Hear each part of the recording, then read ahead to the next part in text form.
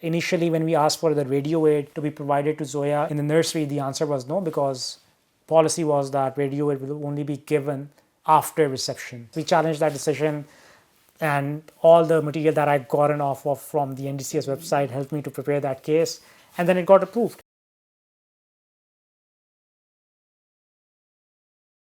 Basically, the moral of our journey is equip yourself with as much information as possible. We know our kids best. Try to employ every strategy that you can, and always challenge the first response that you get from the professionals. I think at the schools they should probably bring in a lot more radio aids for deaf children. Normally if a child with hearing loss is at the front, she needs to be at the front all the time. But with the radio aids they can sit anywhere in the class, so they'll be literally able to hear firsthand what the teacher's saying. So I think it's a really, really handy tool to have. I just think that it's really important to make sure you ask questions.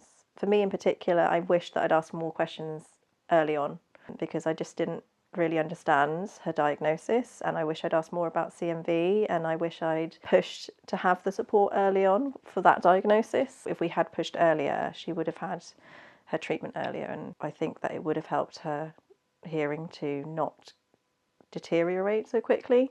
I want Bethany to be proud of her hearing loss, and I often say, you know, we were chosen to be her parents because we are the best advocates for her. She can do whatever she wants to do, and there's so many role models out there now. Whatever she decides to do, I know that she'll be able to do.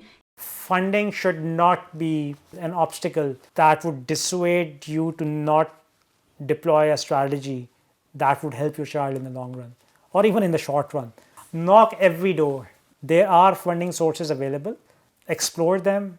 It is tedious. You need to spend a lot of time, because I get no answer from a lot of organizations that I reached out to, but 3 worked out, and we got 2 radio aids and funding for her therapy. Have a thick skin and just soldier on. Just to parents as well, don't assume anything.